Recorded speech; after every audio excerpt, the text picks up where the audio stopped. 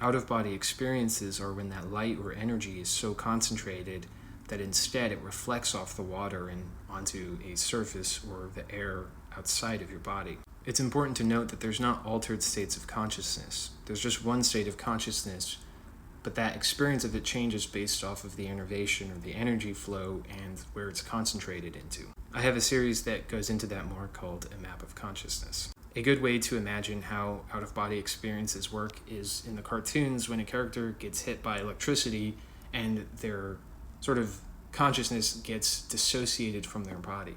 And this is an accurate way of depicting it because when you have so much energy, it's going to start reflecting off and dissociating away from your actual body. Since we're talking about different degrees of innervation and concentrations of energy, we could take a look at different levels of out-of-body experiences. The most mild out-of-body experience is when you're engrossed in a book or a movie or lost in thought or even abstractly in trying to work out an equation or a problem in your head. You start to lose touch with your body and begin to be immersed in whatever it is that you're doing. Now, when we concentrate that on a specific point, like an object, maybe a spoon, or what they used to do with swords to become one with the sword, or with another person, you start to kind of melt or blend into that object or the object of your perception. That innervation is being projected onto that object, and that's where you're starting to experience consciousness. Now, this gets even more trippy when you do that in front of a mirror, because that's actually reflecting back onto you and you start to sort of melt into yourself. Still, even more trippy than that is doing that to water, because it's partially going to reflect back into you and partially going to diffuse into the bowl or basin of water that you're looking at. Now, when those levels increase even further, you can get into things like astral projection. Through the meditation, you're increasing the mitochondrial output, the energy from that, and it's moving towards the temporal lobe of your brain. The temporal lobe deals with your spatial awareness, and when that gets innervated at high concentrations, you're going to start to experience spatiality in places outside of your headspace or outside of your body. So one of the fastest ways to get into the states that lead to astral projection is to imagine being in a room or moving around in a room. You're activating and consciously putting energy into this spatial dimension of your temporal lobe. It's why meditation that involves building up that energy and concentrating it will leave you so dehydrated, because you're basically burning through your water.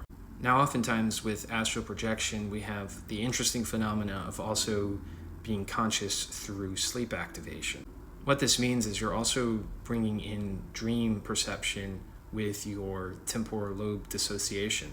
In simpler terms, you're projecting a lucid dream out-of-body experience.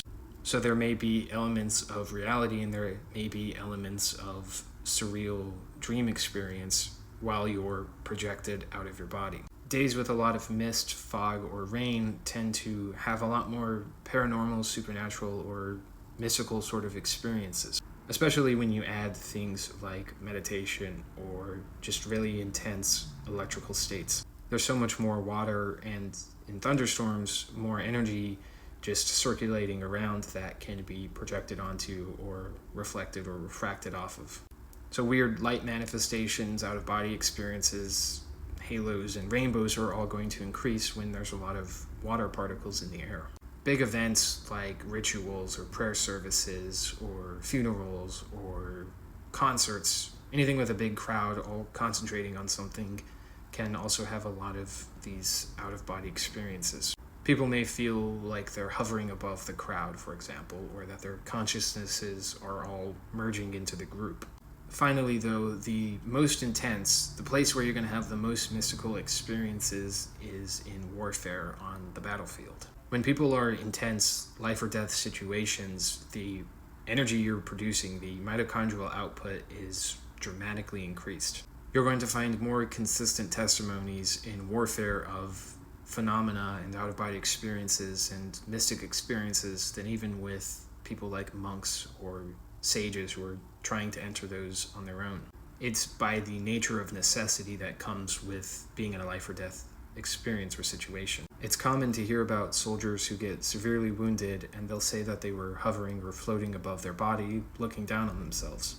The idea of the fog of war also has very literal connotations. There is unaccountable and mystic phenomena that's going on when you have large groups of people moving through the land with all of this energy built up and being output through their life or death situations. On top of all the energy being released with large groups of people moving and fighting each other or using weapons, we could say that the battlefield has the most religious or mystic experiences associated with it. And this is not only true in modern warfare, but also medieval and ancient warfare, and even further back into shamanic hunting.